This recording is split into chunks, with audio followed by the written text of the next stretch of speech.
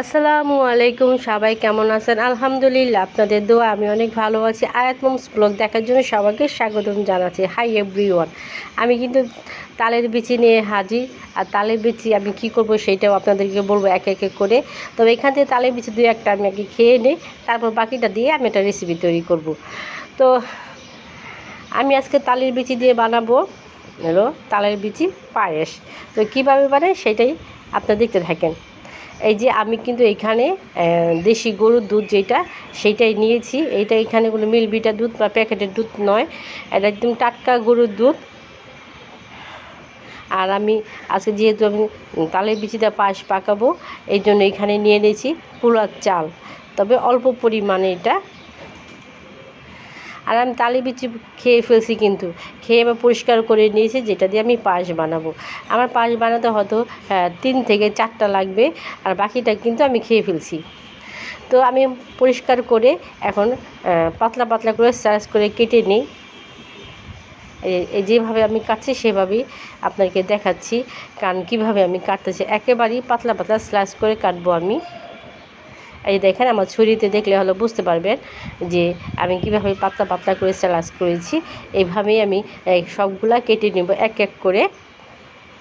দেখেন, খুবই সুন্দর একটা কালার আছে, যেহেতু কালারটা খুবই সুন্দর। এই যে দেখছেন, খুবই পাতলা স্লাইস করে কেটেছি। এইভাবে করে কিন্তু আমার সমস্ত কাটা হয়ে গেছে। এই যে এখানে দেখলে হয়তো বুঝতে পারেন আমি 3টা তালের শ্বাস নিয়েছি, আর এখানে গরুর দুধ। তবে একে একে সব কিছুই আমি এখন দিয়ে দিব। গরম মশলা, এলাচি দিয়ে দিলাম, আর এইখানে যে দিলাম বাদাম পেস্ট করে রেখেছিলাম ব্লেন্ডারে, সেটা দিয়ে দিলাম, আর দিয়ে দিলাম চালের গুঁড়া। আমি কিন্তু দুধটাকে অনেকক্ষণ যাবত আঁচ করেছি, যেই জন্য কিন্তু এই কালারটা আসছে। আর আমি চালের গুঁড়া আর সব কিছুতে দিয়ে দিয়েছি। এখন আমি একটু চিনি দিব, চিনিটা আমার কম লেগেছে, তাই আমি আরেকটু চিনি দিয়ে দিব। এর আগে কিন্তু আমি চিনি দিয়েছি, সেটা ভিডিও করিনি, তবে একটু কম মনে হলো, তাই আমি আবার 1 চামচের মতো দিয়ে দিলাম। দেখেন, দুধটা এত গাঢ় হয়েছে যে অনেক গাঢ় হয়ে গেছে। আর এই যে আমার যে তালের বিচি যে শ্বাসটা ছিল, সেটাই কিন্তু আমি পাতলা পাতলা করে কেটেছি। আবার দেখলে বুঝতে পারবেন। আমি এখন এটা দিয়ে দিব।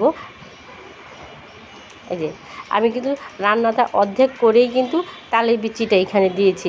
আর আমি কিন্তু চুলার আঁচটা একদম কম করে তারপরে কিন্তু রান্না করতেছি, না হলে কিন্তু চুলার নিচে লেগে গেলে তখন আবার গন্ধ আসবে, খেতে তখন ভালো লাগবে না।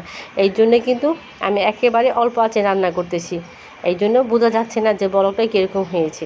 আমার কিন্তু যে দেখেন কত সুন্দর একটা কালার, আর অনেক সুন্দর হয়েছে। আমার রান্নাটাও কিন্তু প্রায় শেষ হয়ে গেছে। এখন তো গরম, এই জন্যে আর কি বোঝা যাচ্ছে না।